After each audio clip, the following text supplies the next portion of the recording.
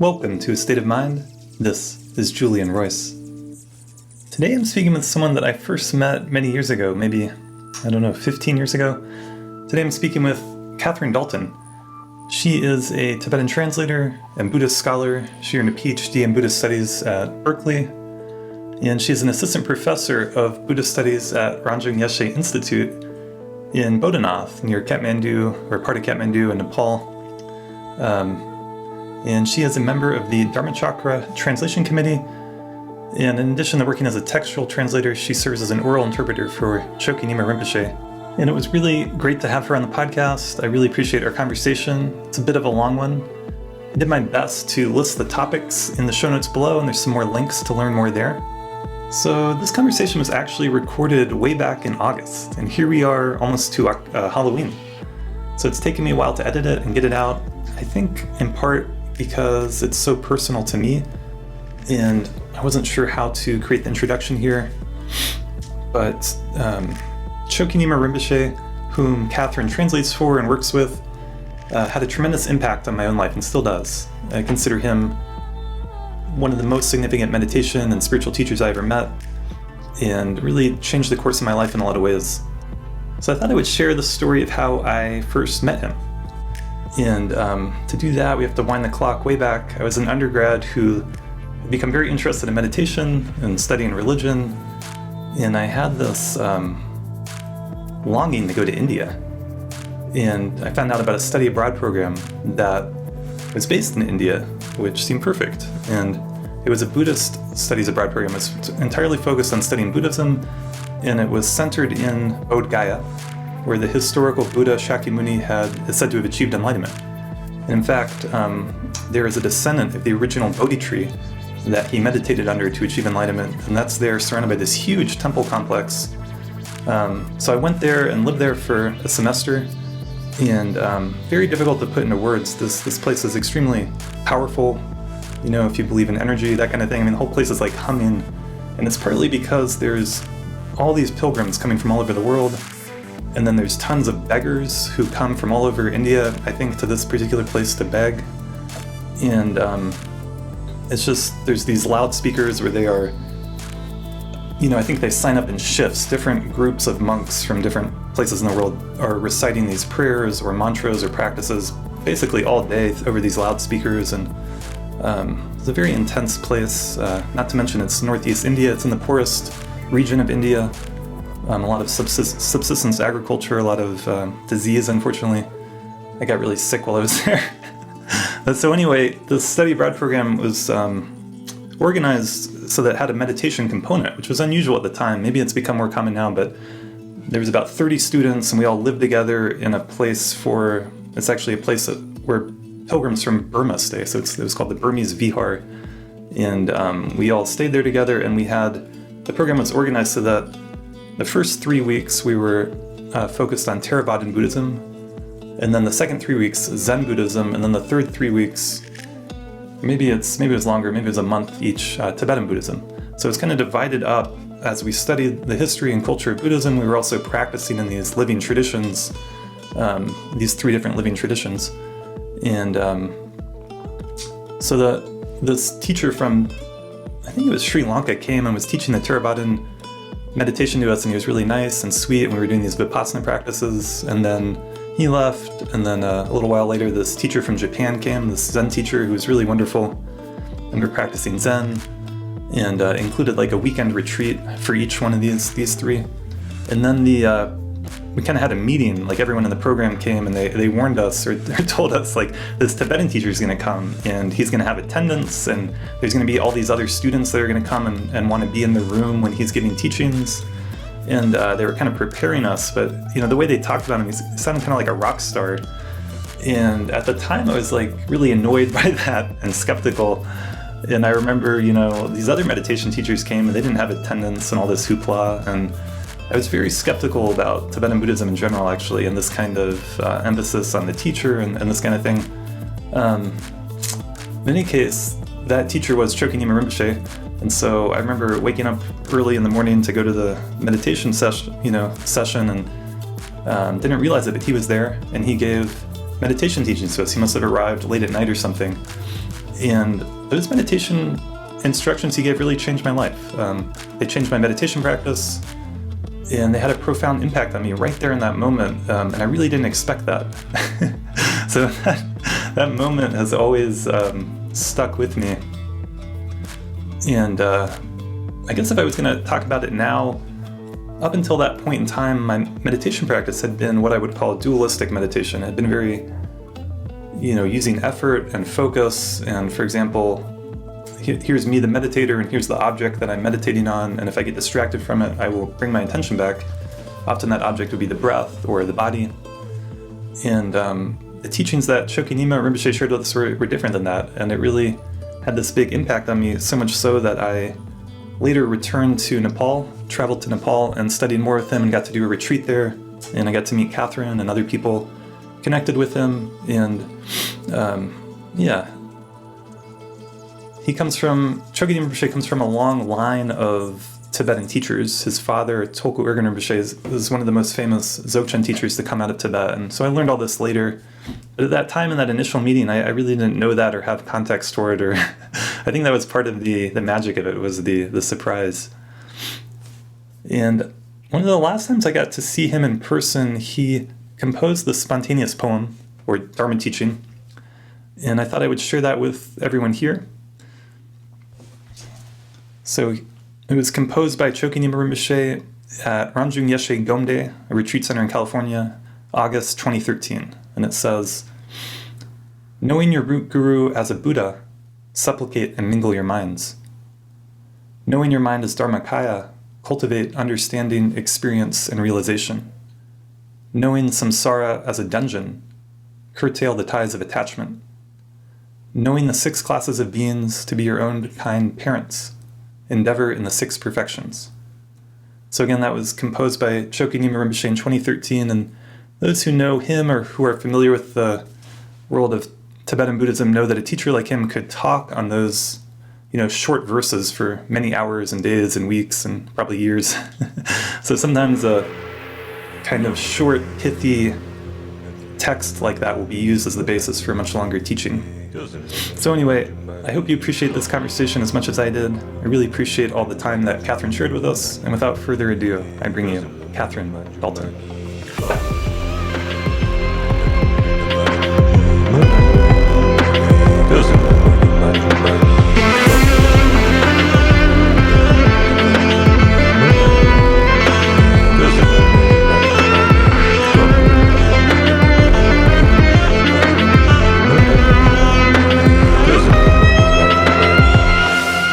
Today with Catherine Dalton. Catherine, thanks for being on the podcast. Yeah, my pleasure. And I met you at a place called Gomde, California, which is a Buddhist retreat center in California. And you've been, let's see, maybe I should let you introduce yourself, but you're earning your Ph.D., right, in Buddhist Studies, and you've been a translator for years now at this point. So.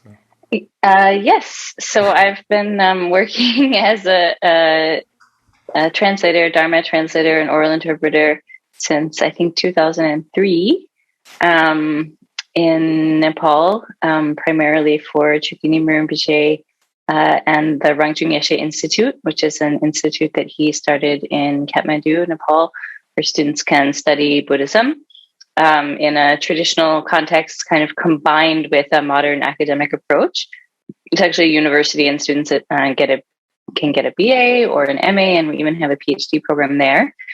So I was there for a number of years working as a translator. I also work as Rinpoche's oral interpreter and travel with him. He has centers around the world, I think 9 different large centers and then some smaller city centers.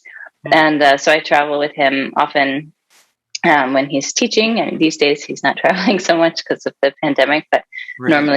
normally he's traveling. And then so I've been, in Nepal working there, and then Rinpoche kind of sent me back to the U.S. to do my PhD. So I completed my PhD at UC Berkeley in Buddhist Studies in 2019. So, that's my academic and personal background. Yeah. So Chokyi Nyima Rinpoche, you said he sent you, like he encouraged you to go to get the... Yeah, he did. Years ago when I did my BA also in religion focused on Buddhism. And I had originally thought I would just go to Nepal. When I finished that, I was going to just go to Nepal for a year and study Tibetan, study more about Buddhism, and then come back and do a PhD. Oh. And what I had that when you first went to Nepal? Well, I first went in 1998, but when I went there after I finished my my undergraduate studies, it was in 2001. Huh. And so that's when I first met Rinpoche, and had been thinking about just studying briefly. I actually was thinking about studying in India, and when I met him, he asked me like, "Well, what are you doing?" And I said, "Oh, I'm here to study Tibetan and to study more about the Dharma, and I'm planning to go to India to do that." And he said, "Well, why would you go to India to do that? We have a program here in Nepal."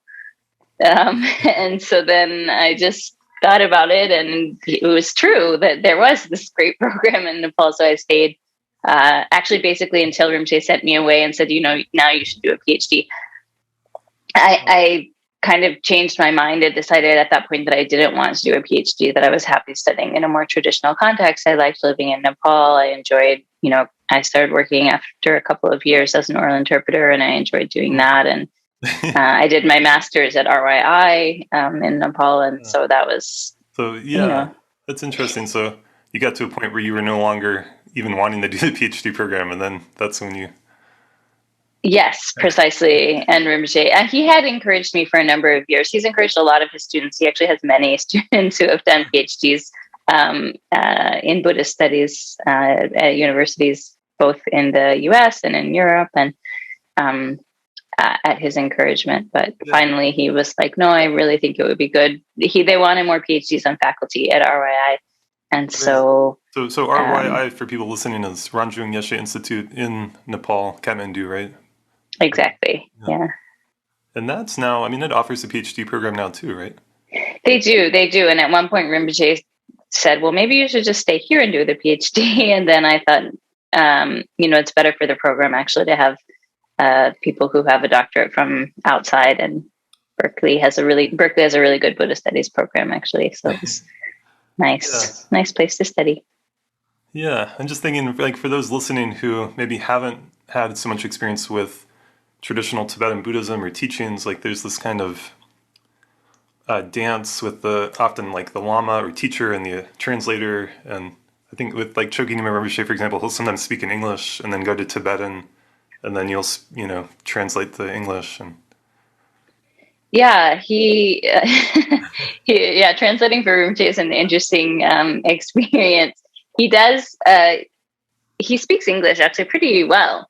But when it's more technical teachings, he tends to prefer to do it in Tibetan. And so, yes, but he sometimes will speak in Tibetan. And then in the middle of, translating that into English, he wants to comment further on a certain point. So he'll interject sometimes in English, sometimes in Tibetan, and then kind of a little bit of a back and forth. And he sometimes, will speak for half an hour without giving me a chance to translate it. Then I have to... Wow. He has really good translators, but that he's had for many, many years. And so he just has the idea that everybody can retain huge lengths of information. And then we just all have to become able to do that, basically. So interesting. It's been a good training to work with him. Real skill and an art to it. And so I guess when I was at Gomde, it was Eric Pema Kunsong who was translating for Chokyi Nyima Rinpoche, and I remember being there in the, hall, the place where the teachings were happening. And sometimes Rinpoche would literally talk for 15 or 20 or however many minutes. And then I remember one time, like, he went on and on in Tibetan and then paused, and then everyone kind of laughed. And then Eric, like, took a deep breath, and then he, from, what it looked like, just kind of flawlessly said everything in English that had just been said in Tibetan, and then he talked for 20 minutes. So it was incredible to see that. But exactly. I guess at that point, when you've translated for a long time and often similar teachings over and over again, you kind of get to know the way it'll go.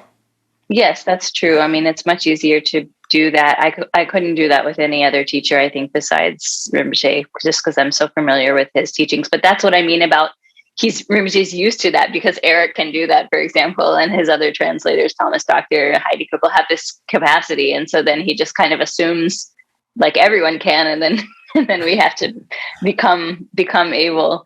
But yes, of course, there is some ease that comes with the familiarity of, translating for someone whose teachings I've been receiving for 20 years now. So I have some familiarity and with Rinpoche's style and the language that he uses and the kinds of things.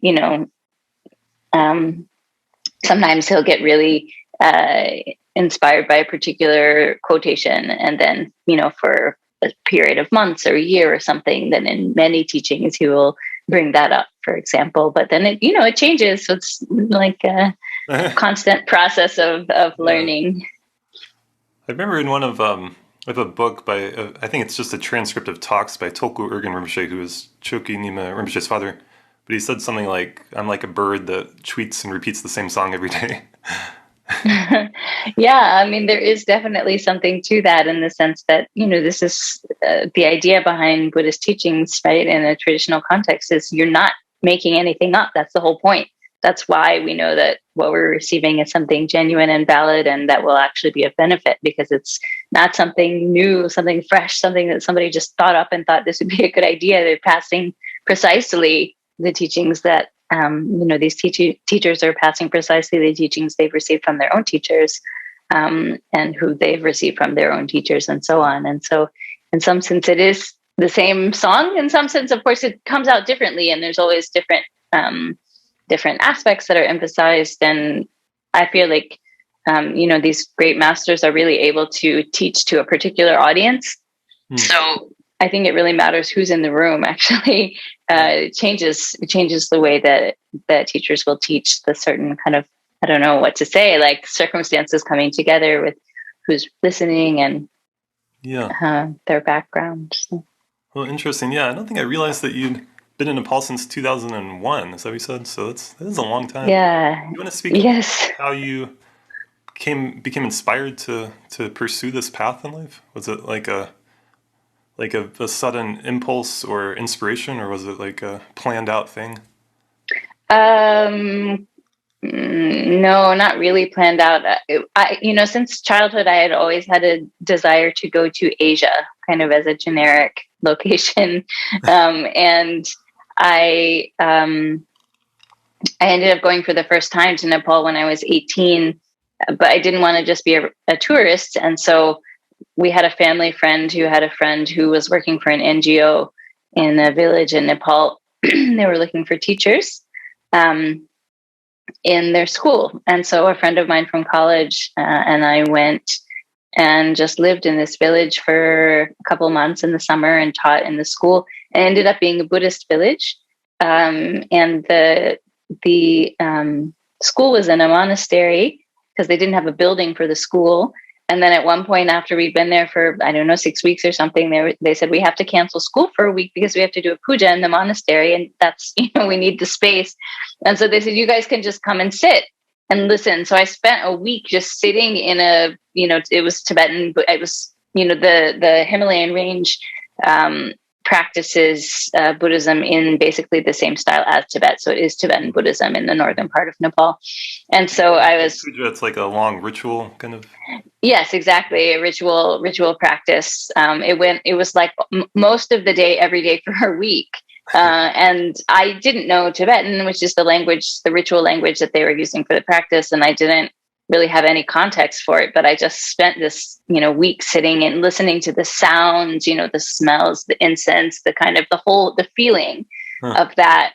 And I somehow had some pretty strong connection, and then went back to the States. I was doing my BA at Middlebury College in Vermont. And my professor there was teaching a class on philosophy, Buddhist philosophy. In particular, Madhyamaka philosophy. And so I followed up that summer in Nepal with a class on, Madhyamaka philosophy, reading this Nagarjuna's 2nd century Indian philosopher who teaches a really amazing perspective on the world. And so it was kind of a combination of those things, the experience in Nepal, connection with Buddhist culture and temples and so on, and then studying Buddhist philosophy. And then I just thought, okay, yep, this makes more sense than anything I've ever encountered. And so both on like a visceral level of encountering those cultures and communities and sacred places, and then also on the intellectual level, studying the philosophy. So then just thought, okay, that's what I'm going to do. Yeah, it clicked for you and made sense. And yeah. And then you obviously have a gift for language. You jumped into studying Tibetan, which not everyone who goes to Nepal to study Buddhism ends up doing, right? Yeah, I like languages. I was a Latin American studies major before switching to religion and focusing on Spanish language, and I had been studying that since I was a kid.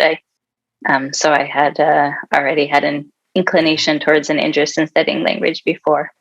Yeah, I guess there's so many different things I could ask you about, but one of the things I was going to ask you about was just this, different cultures. Like, you've been immersed in that Buddhist community there, and I lived in Nepal for about a year, and I studied abroad in India too.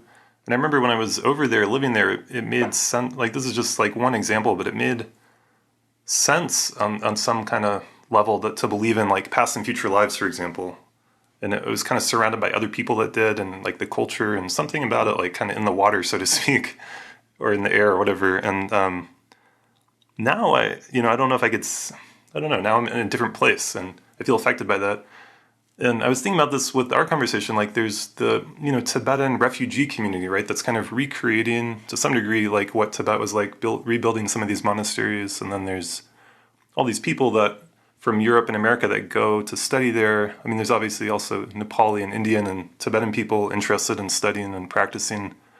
And then you came back to America, to Berkeley, to study, get your Ph.D. I mean, it's just these different cultures are so different, and I think they really affect us on a deep level, like the people we're around, the ideas we're hearing.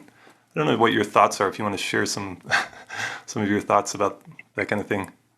Yeah, I mean, I think when I first went to, people always talk about culture shock, and when you travel outside of the, your home country and culture, it's like can be shocking. And I guess, of course, there's some degree of like, this is new. I haven't seen this before or whatever.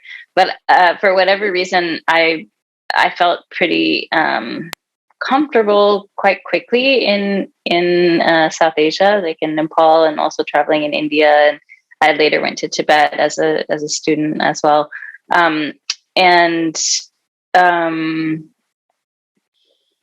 I think you're right. There is something about being amongst people in a particular culture that affects how we see the world. So again, for me, I felt pretty comfortable there. And I actually found it more shocking coming back to the West. At the beginning, I got used to it because I've gone back and forth, so many times over the past 20 years. But I usually found it more shocking coming back to the West for whatever reason, after having felt so comfortable in the Tibetan and Nepali communities. The thing about the communities in Nepal that's kind of interesting, there are, of course, there are a number of Tibetans, that came there as refugees and rebuilt monasteries and so on. But actually, there have been Tibetans in Nepal for thousands of years doing business. There's been like a commerce relationship between the Kathmandu Valley and Lhasas in central Tibet for many, many, many, many, many years. And so there is the community, although again, you have, some Tibetan lamas who came and set up monasteries and so on. The people in northern Nepal are ethnically Buddhist and Tibetan Buddhist specifically. And then there's an indigenous Buddhist community, the Newars in the Kathmandu Valley.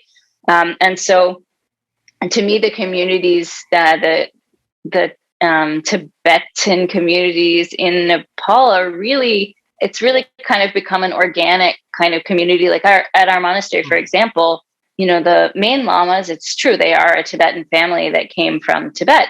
And some of our older monks are Tibetan as well, but most of the monks are Nepalese from these northern Nepali communities where their native language, actually the spoken language, is a dialect of Tibetan.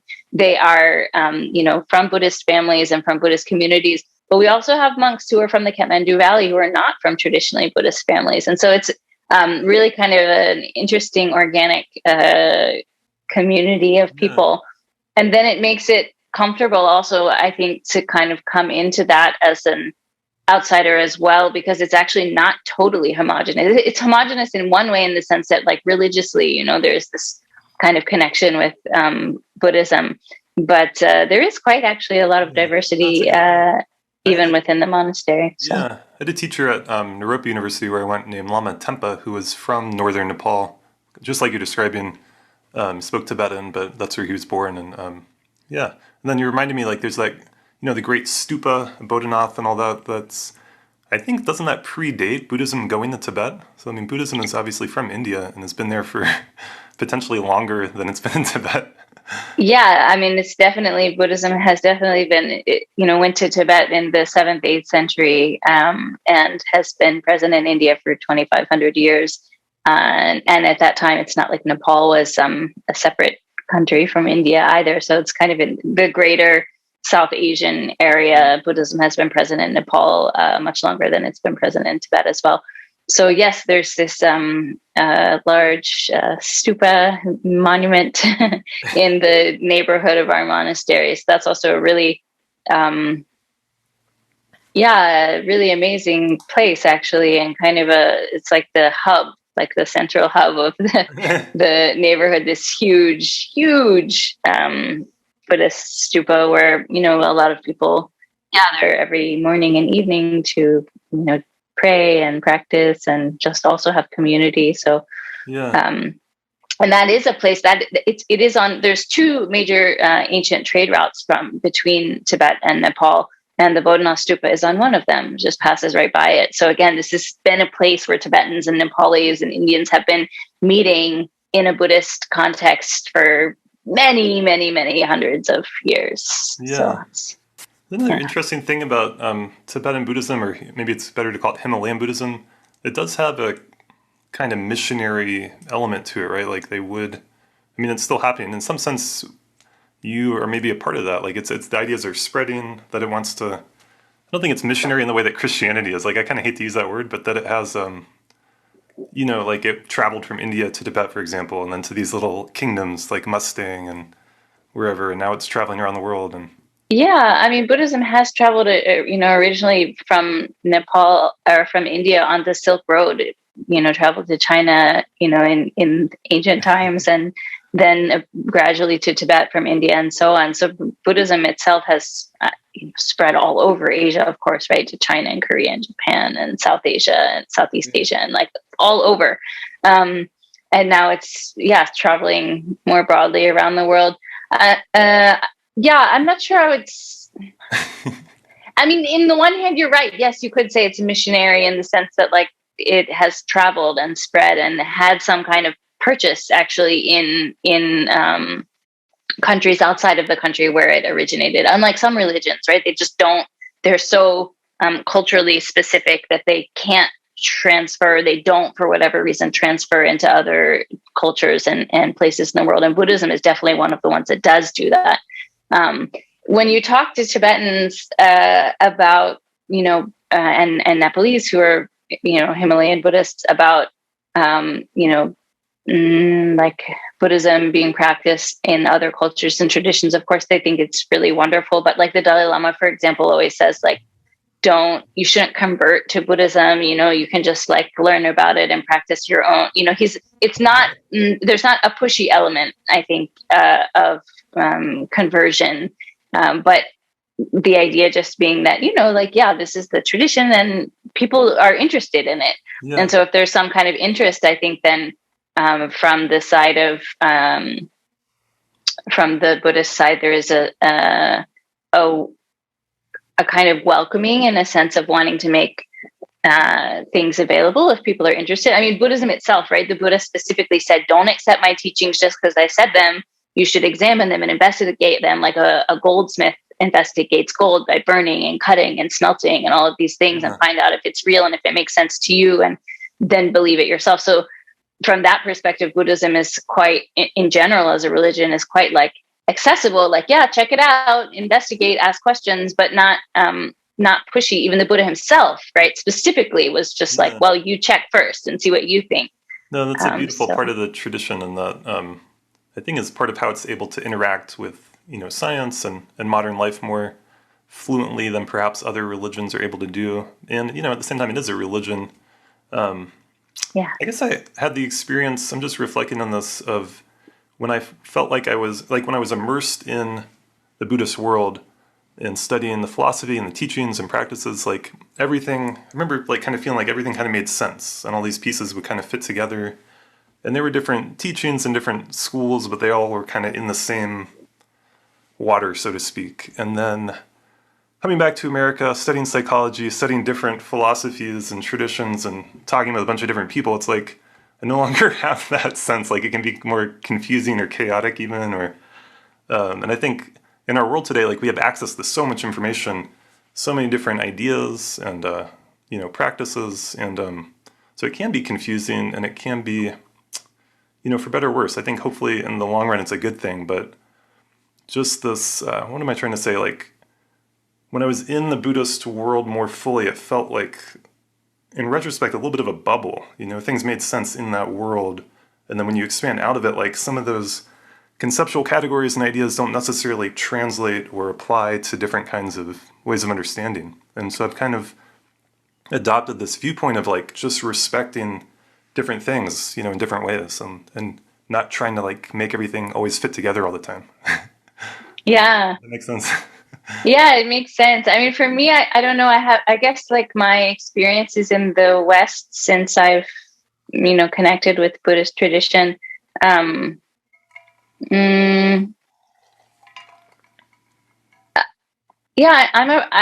feel like the traditional presentation of the Buddha Dharma is something that I just really have for whatever reasons a strong connection with, and so I kind of bring those perspectives back with me, no matter what kind of culture or tradition I'm in. Of course, like it's not like I'm a Tibetan, it's not like I'm a Nepali. I'm not, I was born in Virginia and like I grew up in the West, and I of course have those perspectives, this kind of modern, global, whatever kind of consciousness you want to talk about, this, I think it's just a modern perspective on the world that is not localized even anymore so much, right? People like all over the world who have been brought up with modern education, modern styles of education, we have these kind of perspectives. So of course I have that. But somehow within that, the perspectives of Buddhist tradition have been the ones that have made more sense to me than other perspectives. And so, I feel like that kind of informs or frames my perspective on whatever kind of environment I'm in, or whatever kind of situation or circumstance or culture or tradition or whatever. It's kind of framed within the context of Buddhist perspective. Yeah, I guess like another question I would have for you is just, has there been aspects of the Buddhist tradition or parts of it that you feel do need to be updated or deserve to be kind of criticized or talked about? No, I don't actually, to be totally honest. No, that's an unusual perspective a little bit, because like, a lot of people have this idea of, I think cultural, there are aspects of cultures in which Buddhism operates, and features that are cultural features that maybe, that don't fit so well with my perspectives, or that I don't see as maybe that I disagree with even.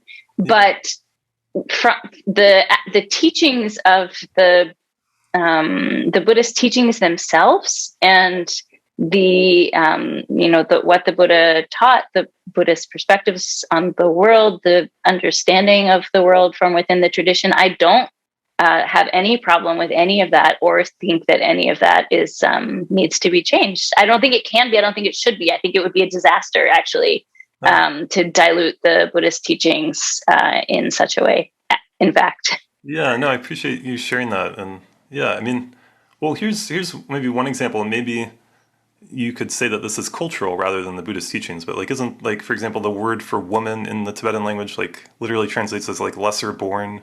There's a kind of, do you want to speak to that? I mean, there's certain things like the hierarchy, or would it be fair Yeah, to call traditional Tibetan culture patriarchal? definitely traditional Tibetan culture is patriarchal, and definitely that's a problem, but that's not Buddhism. Um, so, and that is changing in the modern world. I will say, for example, traditionally in Tibet, nuns had less access to education, for example, and to facilities for training. And in the modern, among the modern Tibetan community in exile, that's changed significantly. The nuns connected with our monastery in Nepal are at a nunnery called Nagi Gompa, and they're studying in a Shedra in the same way that the monks do. And likewise, there's a number of, academic institutions for nuns in India as well, run by the Tibetan communities. So this kind of thing is not, it just isn't. It isn't a part of the Buddhist teachings. I mean, if you study Mahayana philosophy, all of these relative things are constructs, including gender. Like, that is a construct. Sex, biological sex, is a construct because it's part of the relative world. It's a conceptual construct, just like anything else that's dualistic, actually, and therefore it's not ultimately one thing or the other. And also, if you think about reincarnation, like, okay, I'm in a woman's body right now, but who knows what I was last time, and who knows what I will be next time, right? It's not just male and female. It's like, who knows what type of life I would take, what kind of form, and have taken. And, from the Buddhist perspective, we talk about samsara as beginningless. So we've been in so many different forms and so many different, we've been male and female, and we've gone through all kinds of life forms since beginning of time. So that's not anything that's like fixed or stable or part of an identity, actually. Even it's not part of our identity, really. That's well said. So I mean, woman being equal, women's issues is one area where perhaps modern or contemporary culture has something to offer some of the more traditional cultures. And then you mentioned gender too. Like, that's an interesting one, because there's been so much around transgender issues that these traditional Buddhist teachings could actually offer, a way to honor everyone, and that it's not a problem. Well,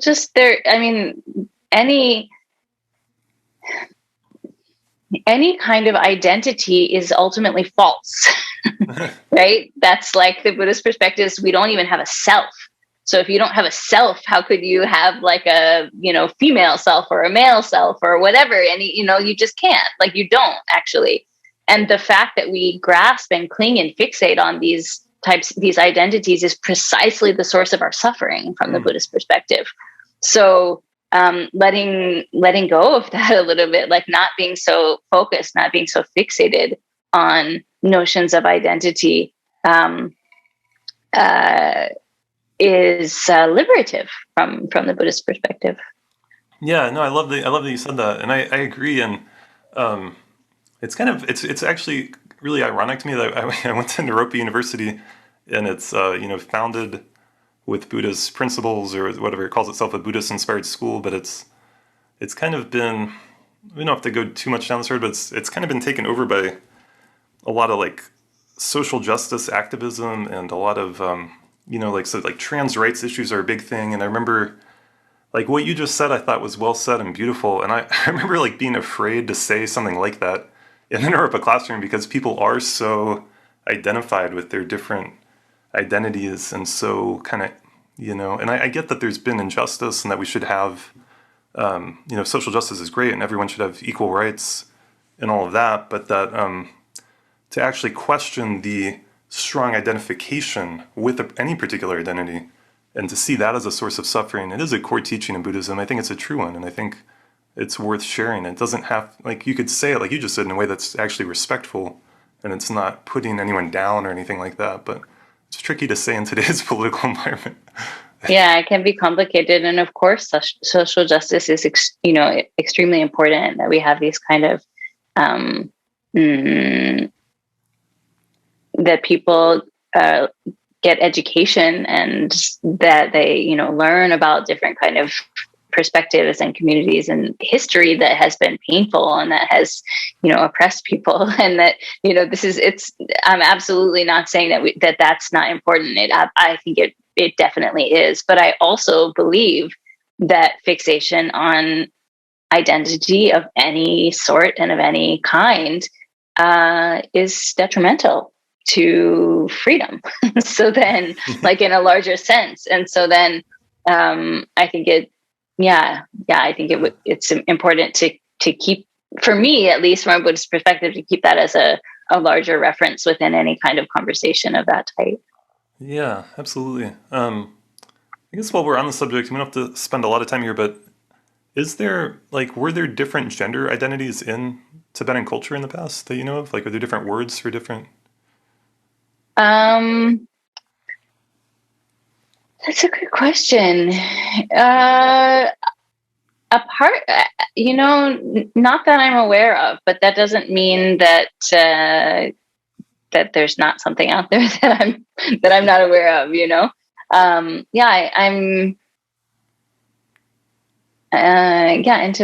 Tibetan culture, I'm not familiar with. There are trans Tibetans who are trans. There are, in modern world, and who are quite open about that identity and so on. But in terms of traditional language for different kinds of gender identities, besides just like male and female, I'm not familiar with that kind of language.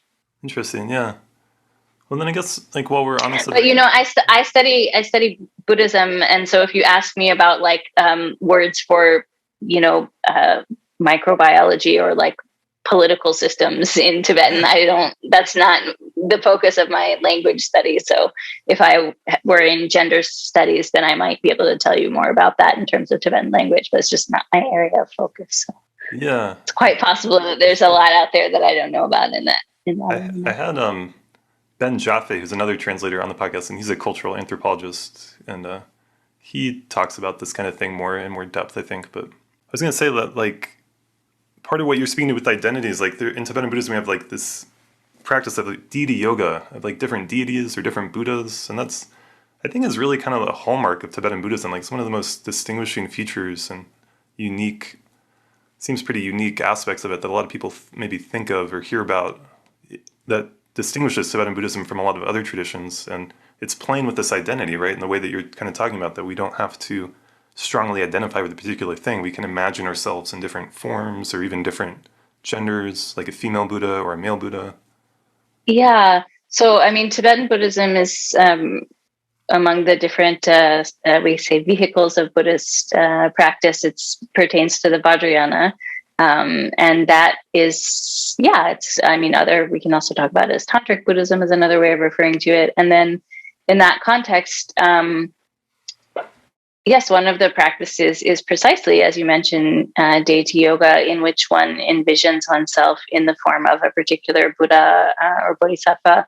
And the idea behind that is precisely, or one of the, there are many, but one of the main ideas behind that kind of practice is precisely to, because here in the Vajrayana, we believe that actually the awakened nature is something that's present inside every single sentient being. We have that. We actually are that already. It's just not manifest because of the layers of confusion that obscure our perspective.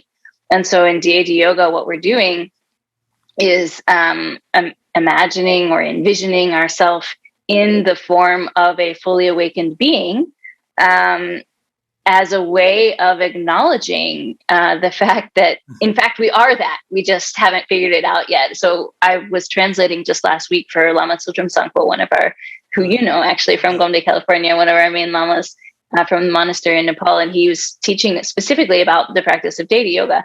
And he always, whenever he teaches about that, I've translated for him for teachings on this a number of times, and he always emphasizes, I like this phrase in Tibetan, when we're visualizing ourselves as the Buddha, as a Buddha, as a deity in this kind of practice, it's not that we're making something up, like yimba la yimba. We're visualizing things as it is, actually. That's really the correct situation, right?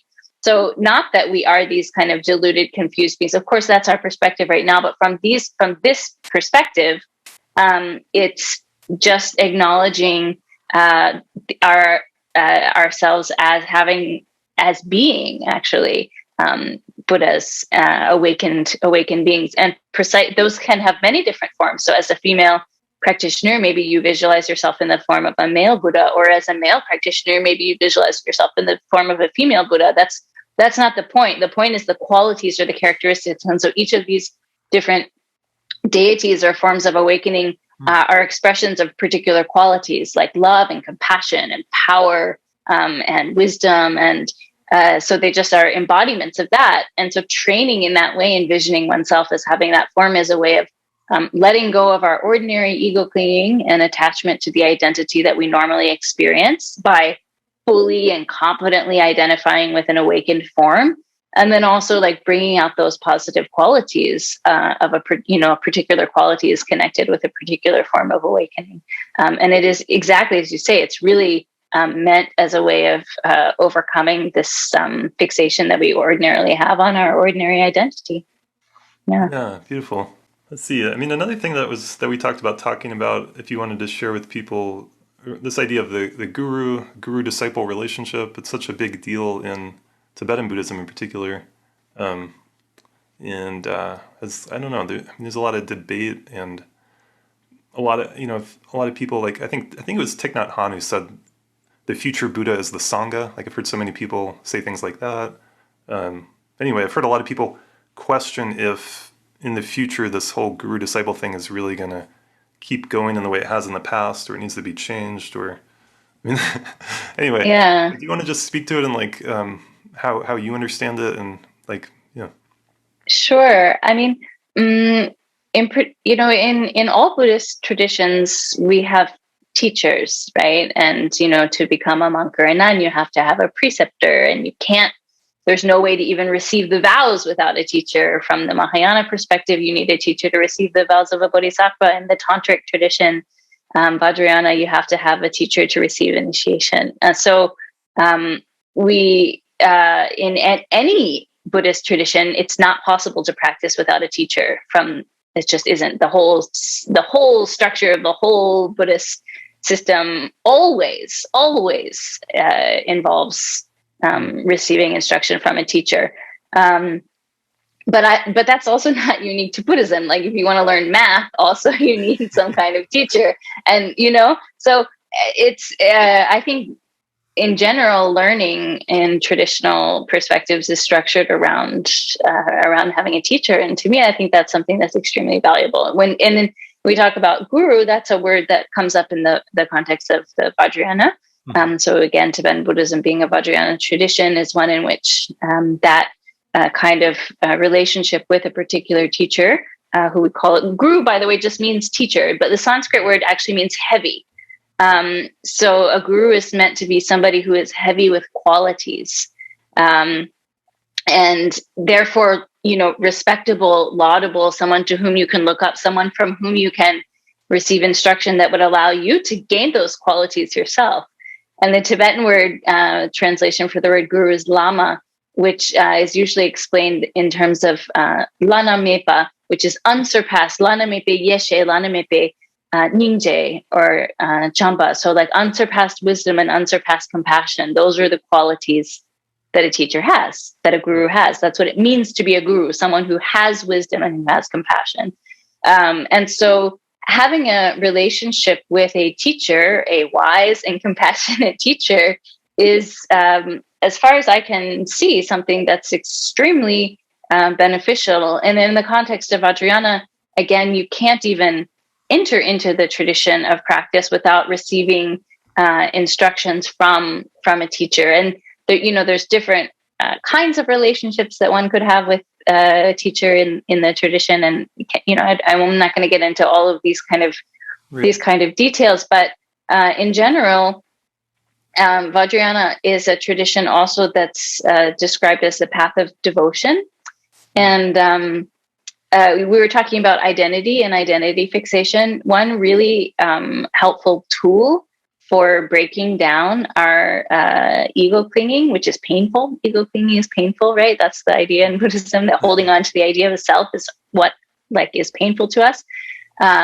And one skillful method or important tool for breaking down that fixation is actually cultivating trust and devotion in the teacher. That's actually a large part of what that tradition of guru-disciple relationship is connected to. And receiving, again, a teacher who is wise and who is loving and compassionate and who has those qualities. When we connect with a teacher who has those kind of qualities, my personal experience is that, I'm a very skeptical person, and I first got into Buddhism. I told you, I like the kind of feeling of being in a puja, but in these temples and these rituals. But really, what hooked me was philosophy, very logic. Logic. I'm very skeptical to logic, philosophy, these kind of thinking about it and understanding, coming to an intellectual understanding of how reality is. That's how I connected with Buddhism. Not I want to have devotion to a guru. That was not where I started at all. Right. But I ended up there because of meeting a teacher, multiple teachers, but one in particular, my main teacher, who I just how to say, I just, when you meet teachers who have these kind of qualities, who have this kind of wisdom, then the respect and the trust and gradually the devotion that you feel towards a teacher isn't something fabricated. It's natural. I've spent I've spent 20 years actually around Chokyi Nyima Rinpoche, and I've never once seen him do anything selfish out of a motivation of selfishness. I have, and sometimes I've questioned it. I thought well, wait a second, why is he doing that? Me, because I'm why would, I have my own perspectives on things. Always later I learned actually he was aware of some other aspect of or situation that I wasn't aware of. And then his actions in a particular situation were in fact trying to benefit a person in this particular way. And so for me to spend such a long time in pretty close connection with someone and see them just constantly acting in a selfless way and just constantly giving and being generous and supportive and loving and caring to others, that creates a certain kind of respect that you have towards that person, and also wanting to, I just want to be like that. If only I could be like that, Interesting. So I feel like it's something that's that develops, devotion and having this kind of particular reverence for a teacher in that way is not something that you can't fabricate it either. You can try and believe something, but you can't it doesn't work like that. You can't force yourself to believe something, to have a particular type of trust. I don't think. No, but it is precisely something that actually develops out of connection with really amazing beings who, in my experience, that's what happens to people who study and practice and train in these traditions for a long time in a very genuine and serious way. Then they become so amazing. and then of course one feels inspired to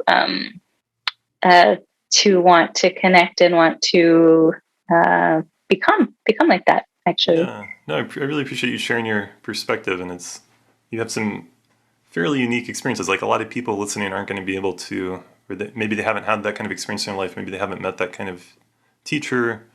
Not sure. I'm just thinking about meditation in general, Buddhism in the modern world. A lot of people are learning mindfulness and meditation from an app on their phone, from YouTube videos, from obviously books. And then I think some people, for example, like me, you go on a retreat and you'll see a teacher like Chokyi Nyima Rinpoche, but then I might not see him again for years, and I'm not I'm not talking with him on a day-to-day basis or asking him questions about my life or something like that. But I definitely was very impacted by him and had a big influence on my life and a lot of appreciation. And there are qualities of devotion there for me. So I'm just trying to kind of think out loud that I think first of all, a lot of people are very turned away by the idea of a guru at all. But then some that are open to it feel like they don't have that or don't have access to that. But in today's world, we have more access to more people than ever before. And so I think these different ways, different mediums of accessing are valuable, and they're not, it doesn't have to look a certain way, perhaps, is what I'm saying. And it doesn't have to fit the romanticized idea we have in our mind of what that's going to look like. I don't know if you want to speak to that. Yeah, I think it's a good point. I mean, it's like it definitely doesn't fit a romanticized idea of what you think it's going to look like. Even if having a close personal connection with a teacher, I feel like yeah, I guess maybe I didn't really think that closely about like what that would look like before I ended up in that kind of having a teacher in that particular way. But if I had thought about it, it wouldn't have looked like what I would have thought. I feel like it is really important when we're studying something like meditation in particular, which is, meditation is working with the mind. The mind is very sensitive. The mind is very powerful. You have to be careful. You can't just mess around. Honestly, I really feel like this. You can't just mess around with your mind. That's not smart. And so I really feel like it's what if people are connecting with meditation practices and so on. I really truly think it's essential to have a teacher, a person who has training and who has the training to be able to guide and to be able to help and to be able to support and answer questions and or just to train authentically, genuinely. I really think that's important. I think I'm concerned actually a little bit about Buddhism in the West if people are just connecting through reading books or listening to like a app on the phone or something like that. First of all, I just think it's important to be careful with the mind and without a teacher who has some kind of ability to guide in a way that's suitable to students, because people are different, I mean, the Buddha, it said he taught in different ways because all his disciples are different, and acknowledging that. So something that's just like one thing that's put out there for the masses isn't going to fit everyone. And maybe it could even not be helpful for some people. So this is why I really think it's important to have a teacher. But what that relationship looks like and what it means to have a teacher and so on, that can take on so many different forms. And again, also these days, as you mentioned, it really is the case that we're able to connect with teachers in so many different ways that were not available before. I mean, before the pandemic, like so many Buddhist teachers are just traveling all around the world. Chokyi Nyima Rinpoche goes to like 8 countries a year or something crazy like that. I have concern for his health. He's turning 70 this year. Over having that kind of schedule, like really, just like this is what I was talking about in terms of generosity and kindness. Just like not setting aside one's own concerns and just going out there and doing whatever he can to help people and teach them and so on. So, but it's not just Rinpoche. There's a number of teachers that again, pre-pandemic, were really traveling around. It's not that difficult these days to meet a teacher. And again, just meeting a teacher doesn't mean that that's your guru. That's also important to understand. Like, maybe it does. Maybe you meet somebody and immediately you have a connection, and then that's just it. And then, finished. You don't need to look anywhere else. That happens for some people, but that doesn't happen for most people. Yeah. So there are a lot of teachers that are available, and I generally think it's important. I would encourage people to really try and to connect with a teacher in person. And these days, because so many of our teachers aren't traveling, they're putting online, seminars and opportunities to connect, which is not, again, the ideal situation. Obviously, we need human connection, and we all know this. We've been on Zoom for how many months now, and it's tiring. Yeah, we were talking about this on the phone, that like the online teachings over Zoom, that you feel like there could be a quality of transmission, of blessings, of that kind of a thing through the internet. I do, and it's weird. Chokyi Nyima Rinpoche gave a seminar in May. Normally he gives a seminar every year in November, and last November it got postponed. Actually, his brother, one of my other teachers, Tsikhe Choling Rinpoche, passed away in December, and so he wasn't well at that time, and so anyway, things got postponed. And when the seminar took place, then in May, Rinpoche was in Kathmandu, and this was just as COVID was getting quite serious in Kathmandu, actually in Nepal. That was like, they had this large second wave that came, mostly basically a continuation of what happened in India, happened also again in Nepal. And so Rinpoche, it was in a retreat space to try and, stay safe. And he's just there with one attendant, and then some friends that were doing the filming came and stayed in a separate room and like really trying to protect each other and to protect Rinpoche especially. There were, I don't know, something like 3,000 students all over the world. I was translating from California, from this house, actually, just the other room. That's amazing. And Rinpoche just taught as if he would teach like he normally teaches when he's, in the monastery in Nepal with the students there. And gave I just couldn't believe it. Actually, he just gave the same kind of teachings he would give if you were in person with those students. And I was talking with a friend afterwards, and she said, I feel like Rinpoche basically just climbed. It was almost as if he climbed through everyone's computer screen into their room. It did not feel like, I thought, this is going to feel like he's somewhere else and we're somewhere else, but it didn't feel like that. There was really a quality of connection that came out more than any other event that I've participated in kind of a Zoom context. And I talked with more than one person, actually. Both, my mom came to those teachings. It was the first time she'd been in teachings like that with Rinpoche. She'd met him, but and so people who, without much background, and people who have been students of Rinpoche for 40 years, all in the whole spectrum, people were like, wow, that was possible through Zoom. So yes, I guess it is possible through Zoom, some kind of like real connection. So I think, there's a Tibetan saying, whoever the best teacher is, go there. Whatever is the best teaching, get that one.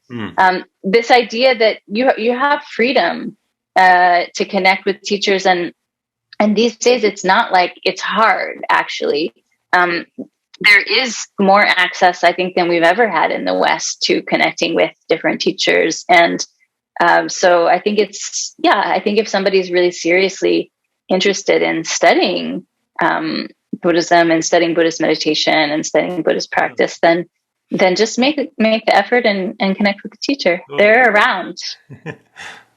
Well, it's a kind of different context, but not unrelated. I've found like doing psychotherapy with people over Zoom can be surprisingly effective and touching, and there's a real human connection, and you can really feel the other person. So it's amazing that that's possible, and I think, But I was going to say, for me, it is amazing. This, for me, it's helpful to remember, like Buddhism, especially Vajrayana, Tibetan Buddhism, it's a non-dual tradition. And so when we talk about guru and teacher and the lama and all this, that understanding that ultimately what you're realizing is your own Buddha nature, and they've realized their Buddha nature. And so it very explicitly has these beautiful teachings about kind of dissolving this separation. I mean, that's kind of the ultimate goal. And so that's part of how I got hooked, to use that word, because I like that. It makes sense to me. And so it can take away this, I think it's important to remember that, so that these teachers aren't so like superhuman alien creatures that are way better than this poor little pitiful person down here.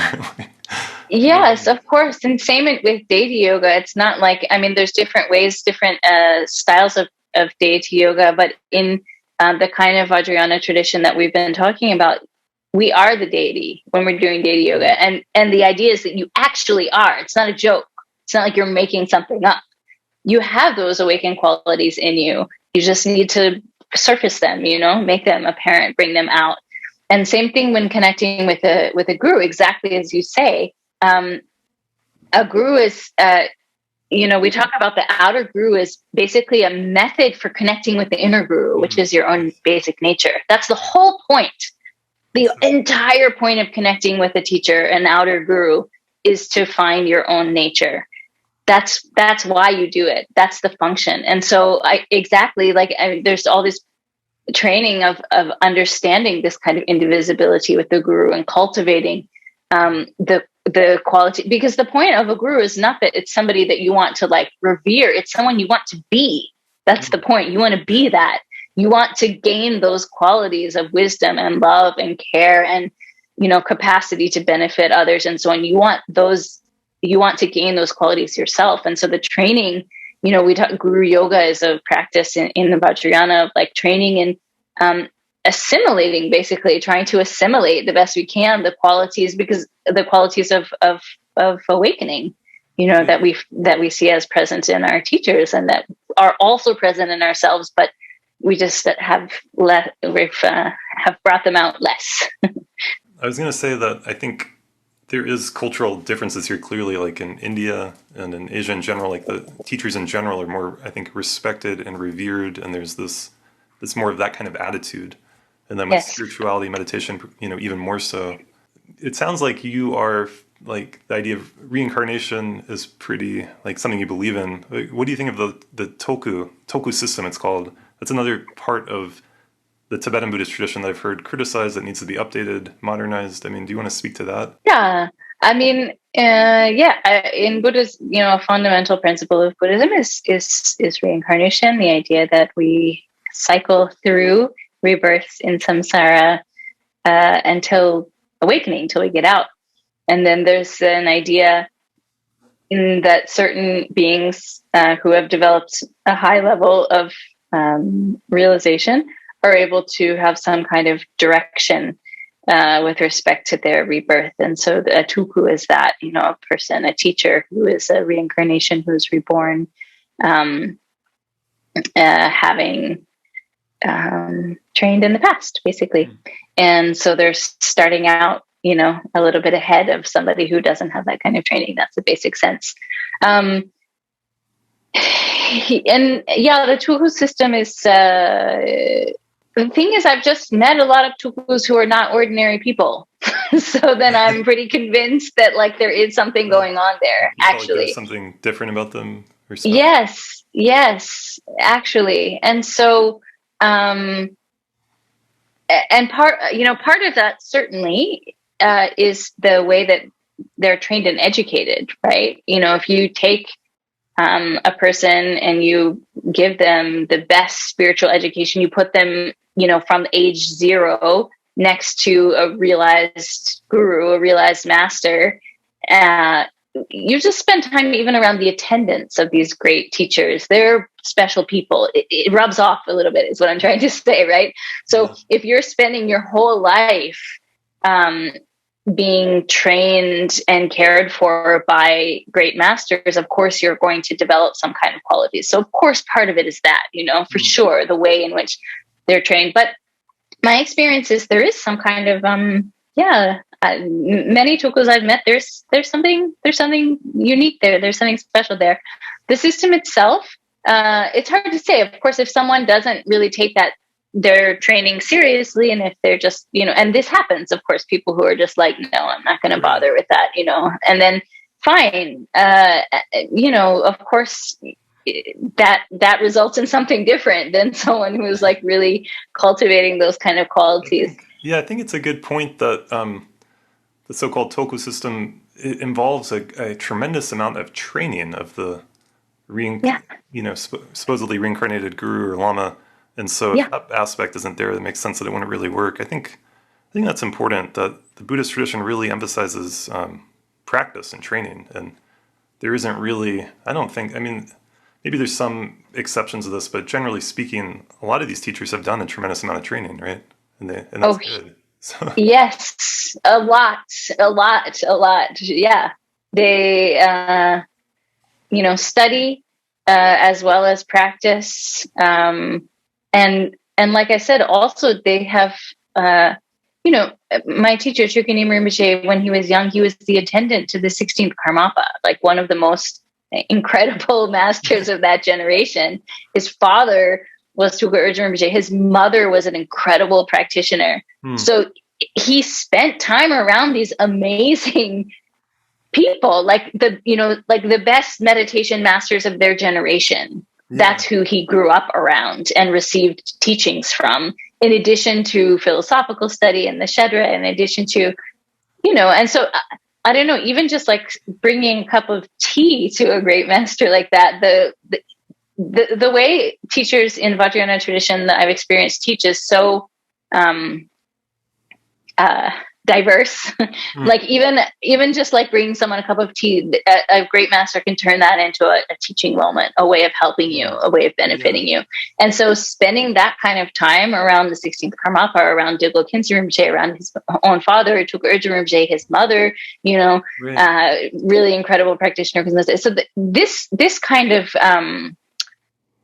circumstance, of course, is of great benefit, right? So.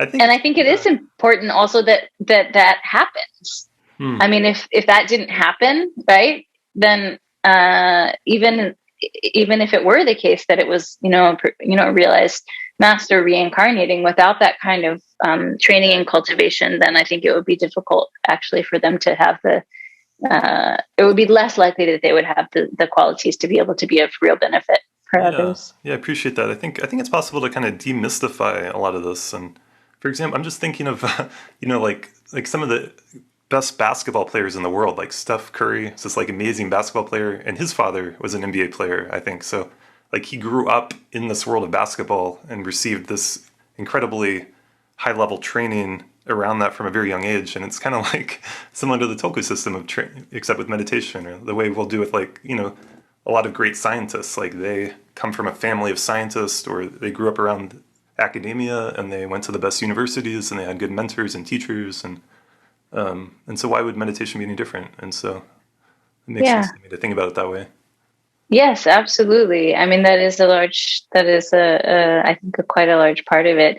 I also, personally do believe that there is something, not just that, just because of having met like very young Tulkus who I was like, what? You can't be like that at age 14. Like I never met a 14-year-old like that, these kind of things. Yeah. So it seems like there's something else going on too. But definitely it's seems like it works at times. And then I did have an experience when I was in Nepal. I met a young guy who he told me he was a Tulku, and he was kind of going around like hanging out with everyone and was kind of up to no good, and was like skipping school and like getting me to like skip school with him, and then he's like, I'll take you to see this amazing teacher, and I like went with him, and the teacher just like yelled at him. He's like, why are you bringing this person here, and why aren't you in school like you're supposed to be? And then someone else was like, yeah, that guy's an example of the Tulku system kind of gone awry. Yeah, I mean, of course it's not that everybody of course it's not like there. I don't know. As far as I can tell, there are no human systems that are perfect, or human institutions that are perfect. There just aren't. I mean, that's also, you think about like samsara is not perfect. Right. In general, that's kind of the fundamental tenet of Buddhism, that samsara is not a perfect place, not a fixable place. That's the other thing. It's not even fixable. So then when you talk about things like, of course we can do a lot to benefit people. For example, in a worldly context, my parents are both social workers. I have so much respect for their work and like the huge sacrifices that they even made in their personal lives to like help others and so on. That kind of thing is so important. But from a Buddhist perspective, ultimately you can't fix samsara, and the only solution is out, right? Actually to get out, and that is through meditation training and cultivating these awakened qualities so that we become Buddhas ourselves. We have to become Buddhas. That's the only solution ultimately. So the point here that I'm trying to make is that within samsara, within the world, of course, you're going to find imperfections wherever you look. It doesn't matter where you look, whether it's a Buddhist institution or a American institution or whatever. Like not, it doesn't like. any kind of system within the world is going to be a flawed one. That's kind of the perspective, I think. No? Yeah, I appreciate you saying that. And it reminds me of something else I was going to bring up. So I had, Lama Tempa was the name of one of my teachers in Europa. He was a Buddhist teacher. And I remember talking with him, and I said something like, and I realize I'm kind of generalizing, but, I said something like, in the West, we have this idea of progress, and that we are getting better, we're evolving, we're developing, we're moving to a better place, we're perfecting things, we're improving. And then we have all these ideas of like self-improvement too. Like, I'm going to become a better human, I'm going to become better at this and that, and I'm going to grow and I'm going to develop. And in the East, like you just said, like there's more like samsara, this wheel of life, this circle of existence. The idea is really to transcend or get out of it. And they don't have this idea of evolution, of development, of improving everything. And it seems like such a big difference. Maybe you could disagree, I guess, but anyway, we joked about that, and he was like laughing. He's like, he said like, I'm not trying to become a better human. Yeah, I mean, I don't know. I on one hand, you're right. On another hand, of course, like we are trying to become a better person because that's what happens on the way out, right? Okay, becoming a better person is like a side effect of training, the trainings that take us out of samsara, if you want to think about it. The fundamental orientation or ideas is a little bit different, right? Yeah, it is. No, 100% I agree with you. It is. The fundamental idea is a little bit different, that like the system, the relative world, the system of samsara, like the whole kind of the way things are, it's, you can make it better, but you can't make it perfect. Right. And like you can, birth, old age, sickness, and death. Those are the torment, the experience of beings who suffer, human beings suffering in samsara. And the example that's given often is like a bee in a jar. We talk about kind of cycling through different rebirths in samsara. You might be, up in the God realm. It's pretty nice, but then you fall down. You're reborn in a different existence, and maybe it's a hellish existence. Top of the jar.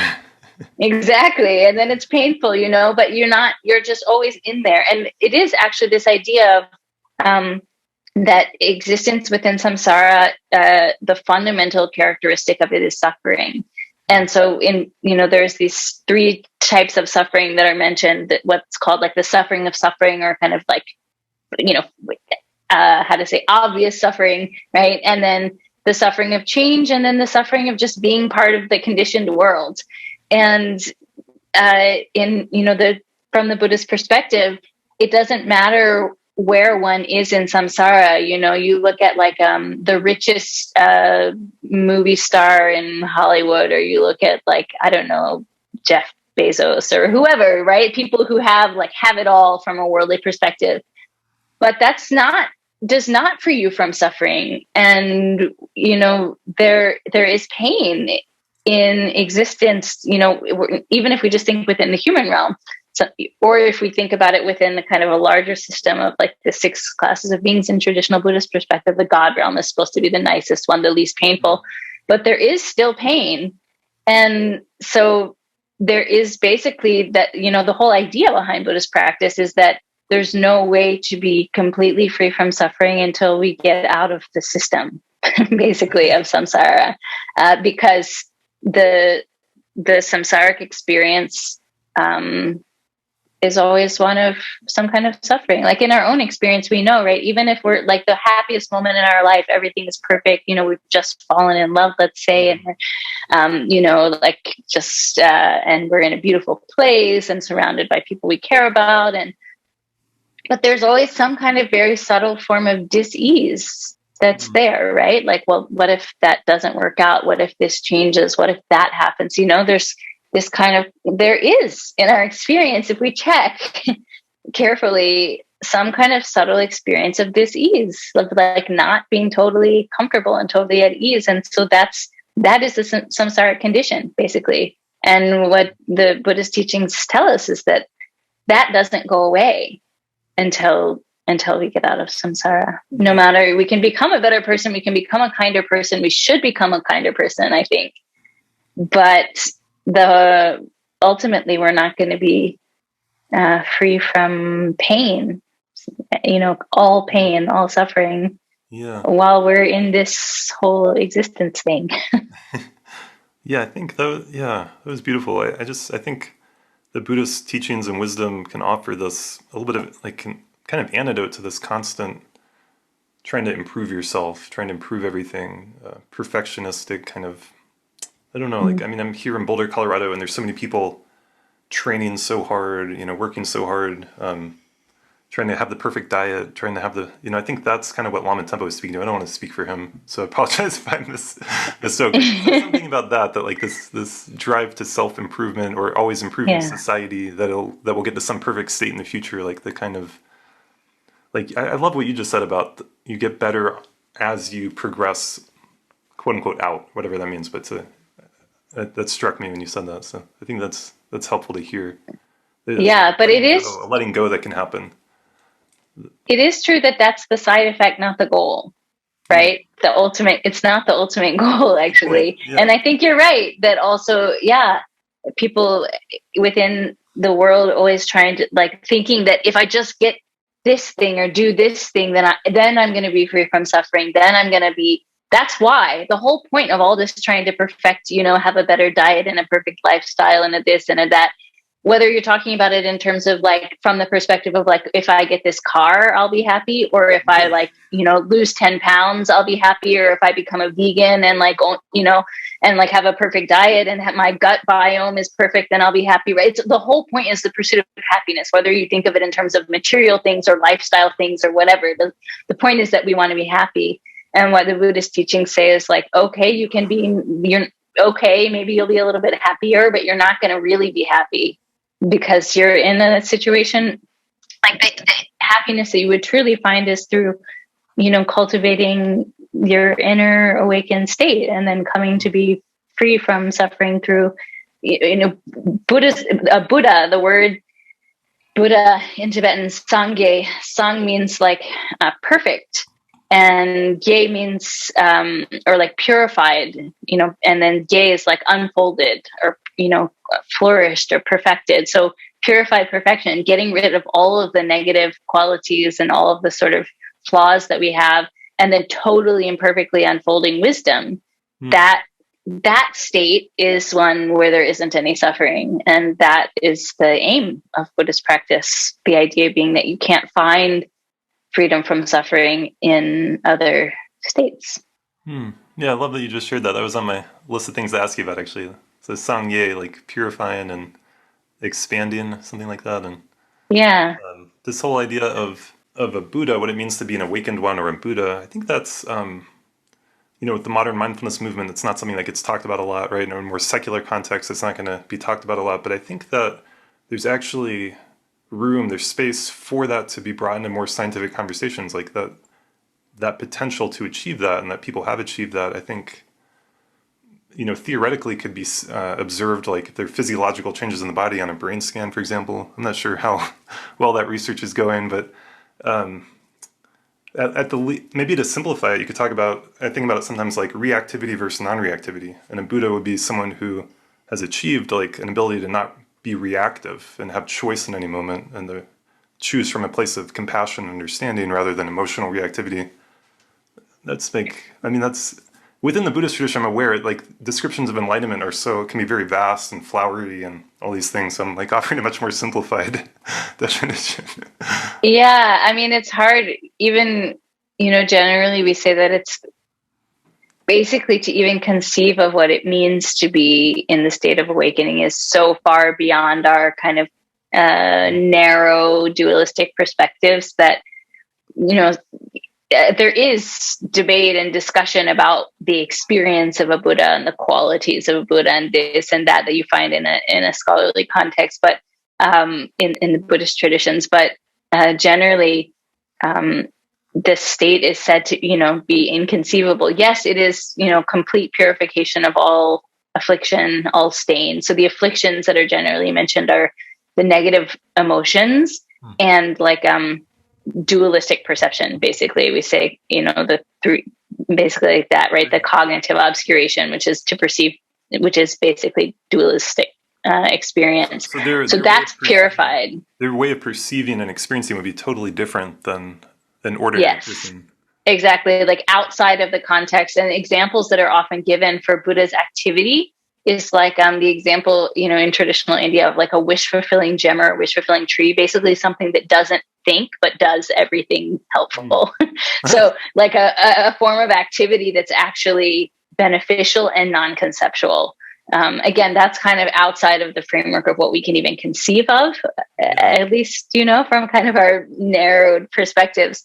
But it is discussed, and there is some debate about, well, what is a Buddhist perception like, and so on. But in general, usually it's just said it's kind of beyond our capacity to even really understand. But then these two qualities do come up, this idea of like purification, like, so, and one of the purifications is the purification of afflictive emotions. So being totally free from attachment, from anger, from any kind of what I'm meaning delusion. Yeah. Yeah. Well, if you have no anger, if even the seed of becoming angry is gone, right? The seeds, even the subtle most tendencies that you might have towards being attached to something, if that's just completely evaporated, then that's a pretty different experience than the one that most of us have, right? Yeah, definitely. And then, I appreciate you sharing that. So that then there's like the emotional afflictions, then the cognitive delusions or whatever. Yeah, the cognitive affliction is the other affliction. So that's usually explained as like free from the concept of the three spheres. That's a traditional definition that's given, the three spheres of subject, object, and action. So I was trying to simplify that by just saying free from dualistic perception, basically. The idea that like I am acting on this thing, I am engaging with you, like you being out there, me being over here, and there being some kind of action is the relationship between us. That whole framework that we have of dualistic perception, subject-object perception, that's said to be delusion. It's confusion. It's an obscuration. It obscures our basic state. So being free from that kind of perspective, that's also like can be difficult to imagine engaging directly in the world free from those kind of perspectives. Yeah, and it's worth, like you said, that this wisdom of the Buddha is non-conceptual. It's beyond concepts. And there's an understanding that the Buddha, though, could see the dualistic perception of others around him or know that somehow. Yes, the Buddha is also described as omniscient. Right. Yeah. And that's a place where I've heard people like question that and like, what does that mean? But who knows? But yeah, I mean, it's interesting actually, because on the one hand, yes, it's just so far beyond what we normally can think of and perceive. And so it's kind of hard to conceive of. Then on the other hand,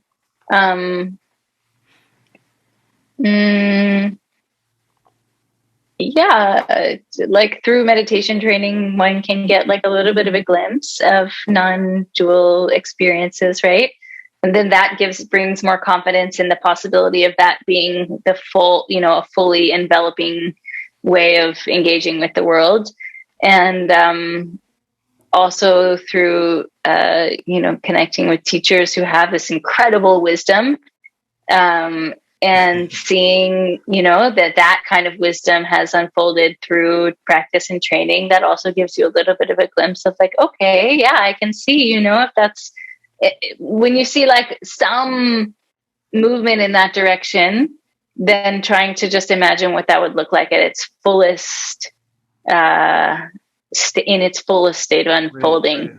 Well, if I dig down here a little bit, and I'm a little skeptical, like when I think about omniscience, I don't want to just dismiss that or throw it out, but I guess the way I kind of think about it is like, it doesn't mean that you could ask, if you had the good fortune to meet a Buddha, to ask him like, what was my ancestor doing in 1491 or something like, but rather, like, or you can even ask like, I don't think like the molecular structure of a molecule, or how does an atom bomb work, or can you explain calculus to me? Like, it doesn't seem like that's what would be meant by omniscience in this context. And maybe some people out there agree or disagree with me, but I have the sense that it kind of means that they can know your mind in the moment. They can tune in and kind of know you on some deeper level. That's kind of how I think about it. I don't know if you want to Yeah, I have never really thought that much about like what omniscience actually is, but generally the idea, I mean, Buddhas are supposed to be able to know all of their past and future lives, all of your past and future lives. I mean, really like straight up omniscience, like Wow. actually omniscience. That's the way it's traditionally presented, I think. So they know everything, like details of chemistry or molecular science. Or... Yeah, that's the idea, like actual omniscience. But then in terms of like what's taught, then it's what actually helps someone free them from pain, free them from suffering, right? So and this can be like more skillful and specific in terms of like, okay, well, what does Julian need in order to be free in this moment from whatever kind of, or what does Catherine need in order to be free in this moment from this kind of attachment or clinging that she has? So that kind of that the teaching is given skillfully out of the intent to help. Right. So teaching what you need to know, not what you don't need to know. But my sense at least of omniscience is like it's really actually like knowing everything, which is pretty inconceivable. But it's cool to hear you say that. Why not?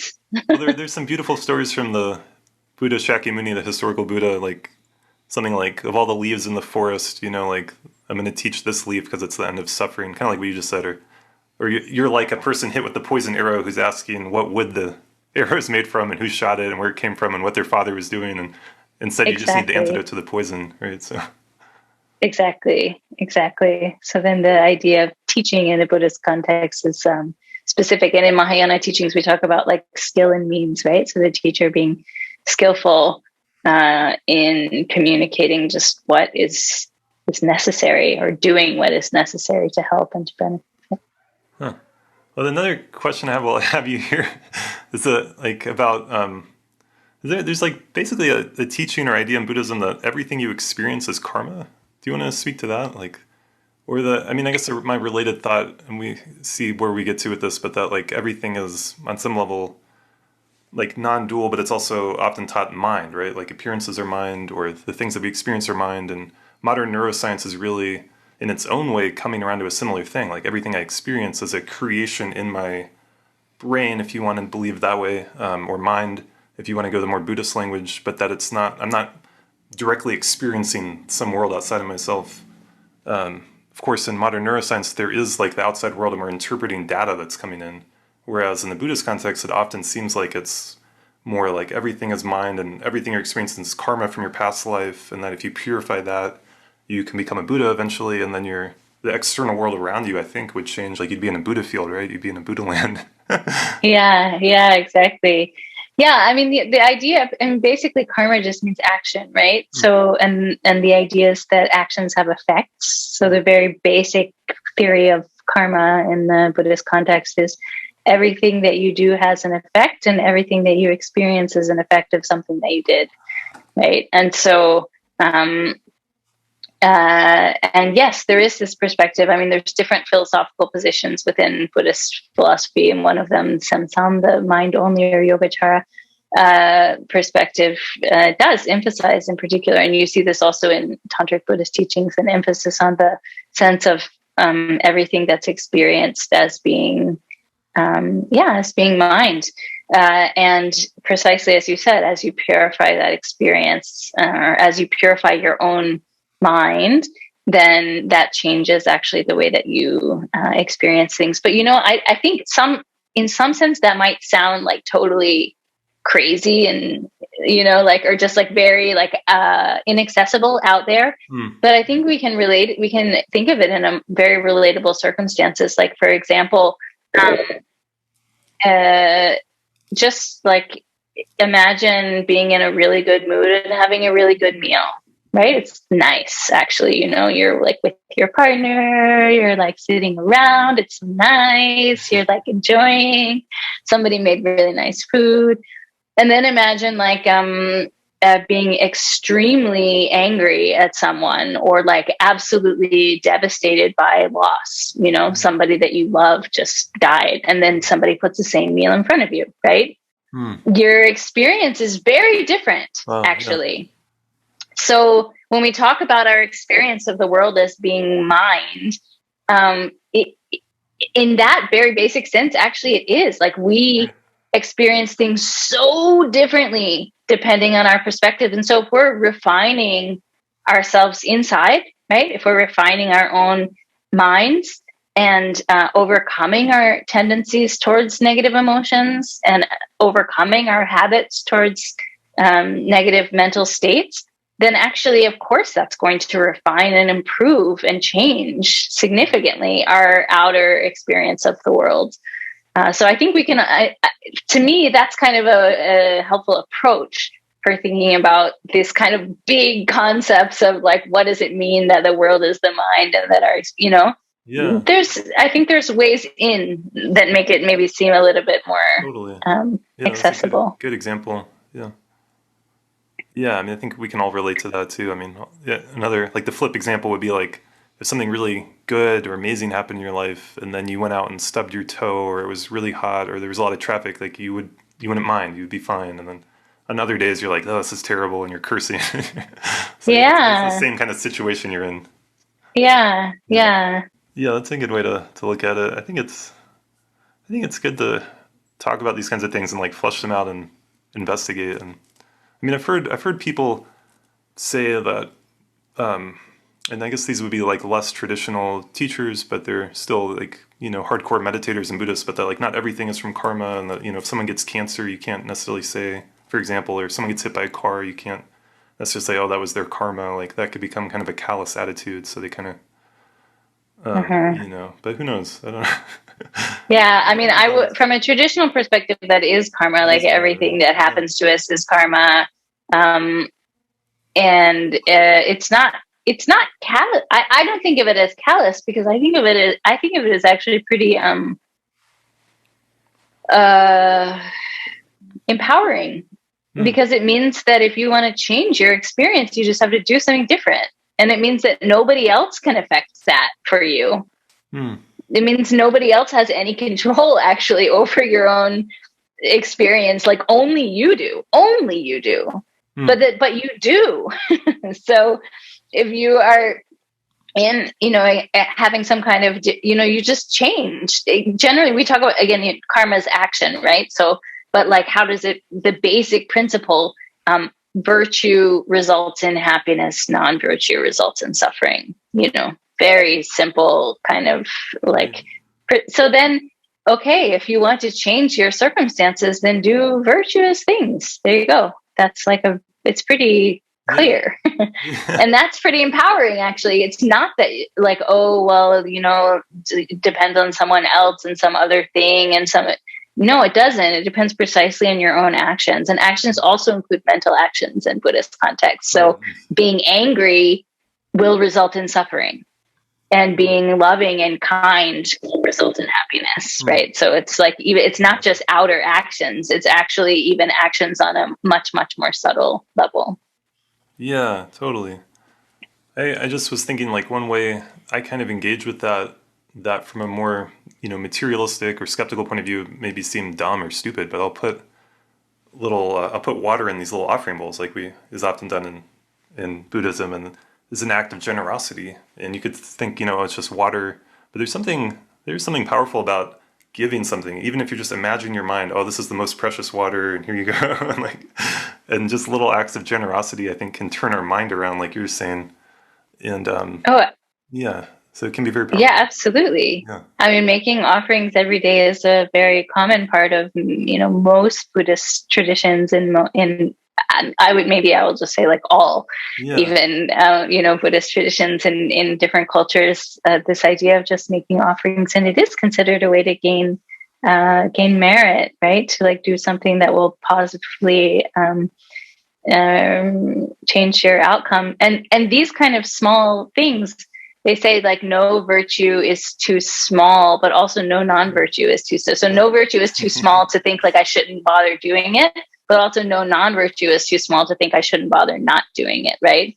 So accumulation of doing like a lot of small positive things, it does actually changes our world, our perspective.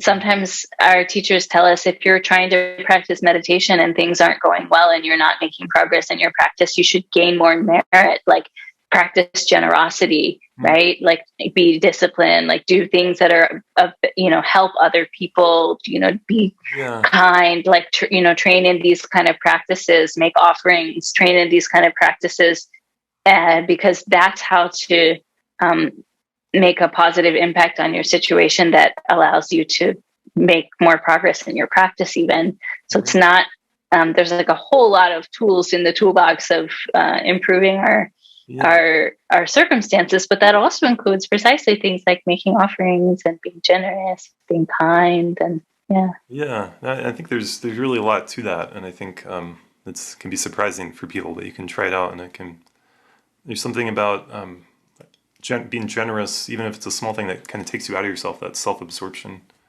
right? Because you're doing something for something else. And it brings a kind of calmness and equanimity to the mind that aids meditation also. So, sometimes we think like, oh, I'm trying to practice and my mind is like here and there and doing this and that.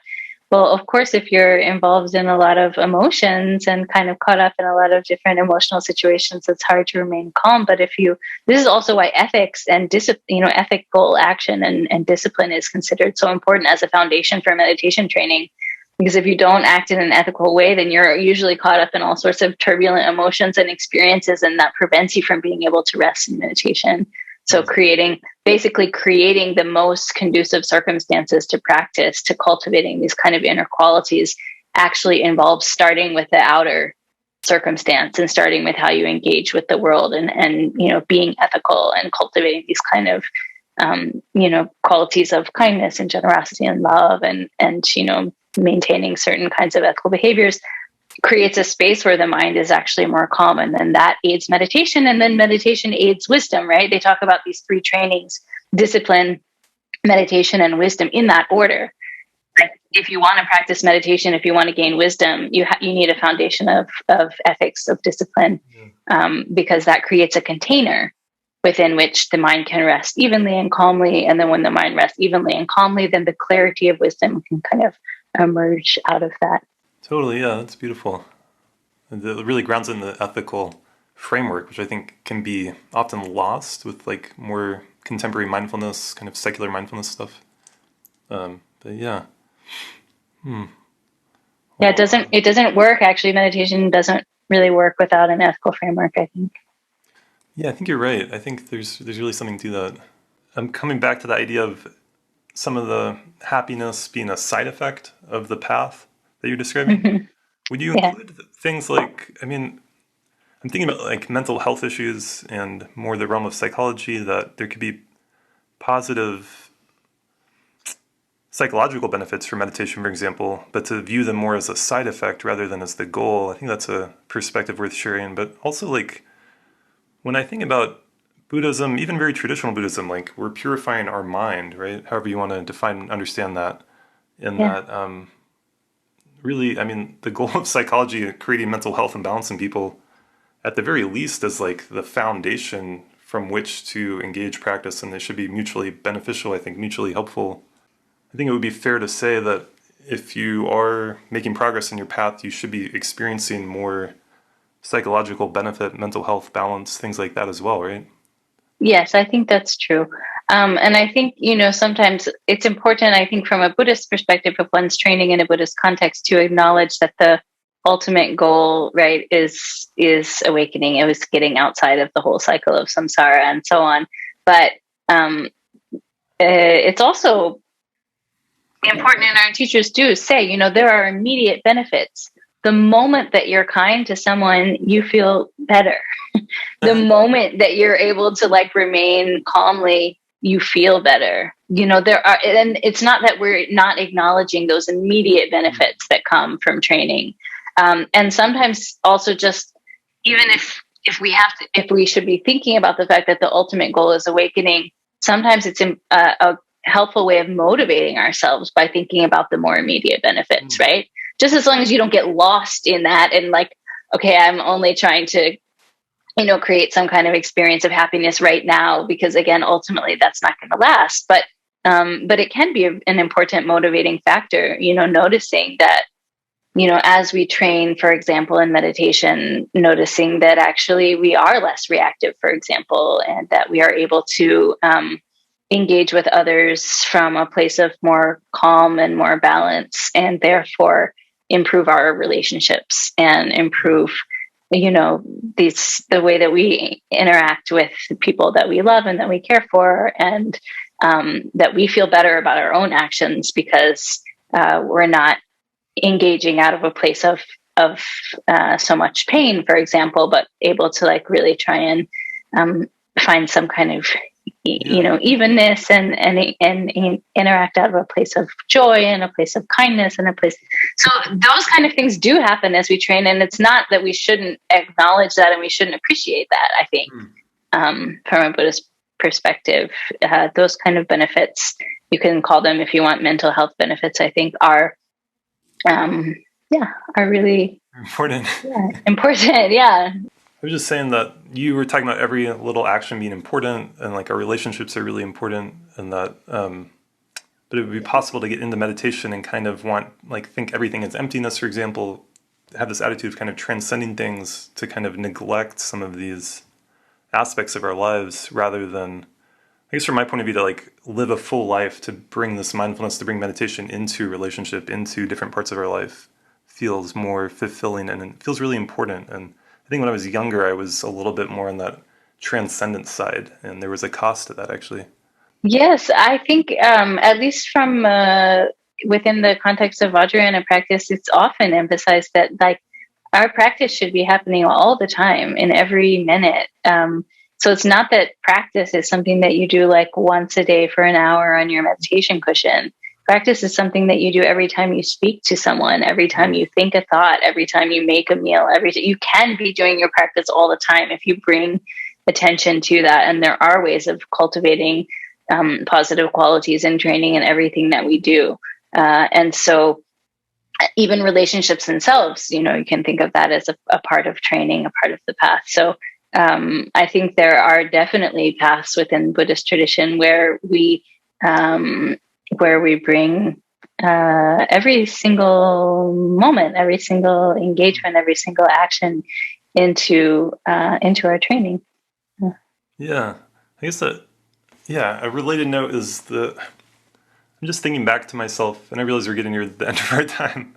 But I'm just thinking back to myself when I was younger and got really inspired with meditation, and there's this idea that you need to go off alone and meditate, like Milarepa or these famous yogis. And now that I'm older, I'm really kind of skeptical of that, and it could work for some people. But even if you chose to do a solitary retreat, for example, to have this attitude of being in relationship and every moment matters, and to honor the relationships in your life, to not have this sharp division between meditation practice and the rest of your life, like you just said, feels so important. And it feels like that's easy to miss.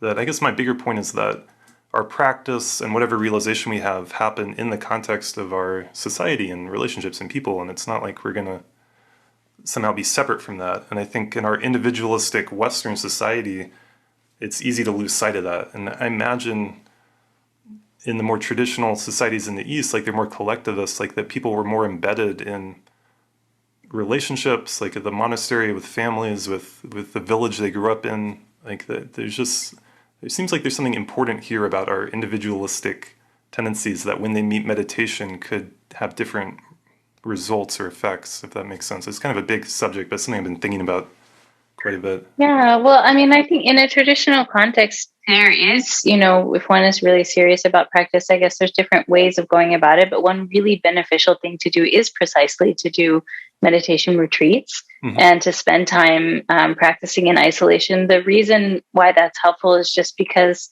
you've done meditation retreats. Yeah. Like when you're free from certain distractions, you are able to make more progress in your practice, right? So creating periods of time each day, for example, or creating periods of like months, weeks or months each year, or creating like years within one's life where one spends oneself, directly focusing on those kind of things, they're beneficial.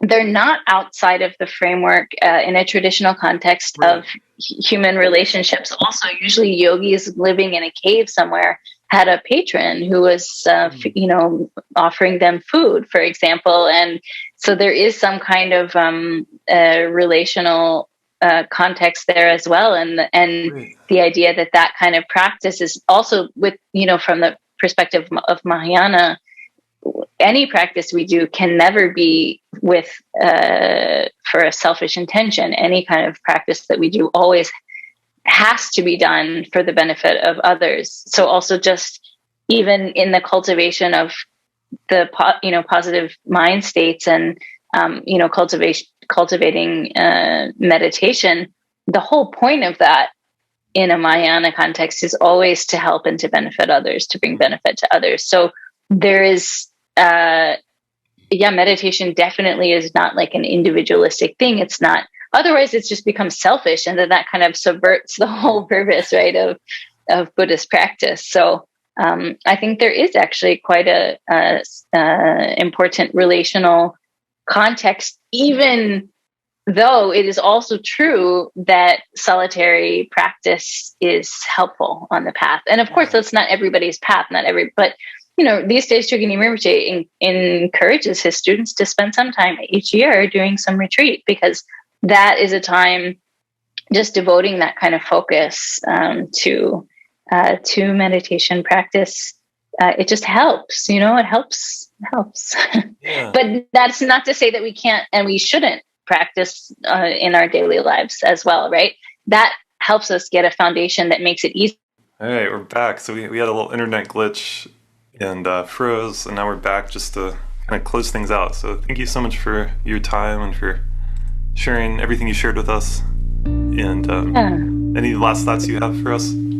Yeah, well, first of all, it was my pleasure, and it was also nice to have the chance to talk with you after a number of years of not really having the chance to have much conversation. So that's been really nice. Just wanted to thank you as well. Thank you so much. All right. Thank you so much for listening. If you've been appreciating this show, please consider supporting us. One of the best ways you can do that is sharing it with social media, with friends and with family, with commenting, with liking the videos, with hitting subscribe on our YouTube channel. Those are all great ways to support this podcast that are totally free to you. And we do have a Patreon page, patreon.com/astateofmind. Every single dollar makes a huge difference. You're welcome to message us as well. Check out our website, astateofmindpodcast.com. We've got some great merchandise, some new t-shirts and stickers and new designs. If you are interested in one of those, just send us a message through the website. Our online store is not up yet. And if you'd like to learn more about my work as a psychotherapist, meditation teacher, coach, speaker, and all that, please visit astateofmindcounseling.org. Thank you so much, and I will see you here next time.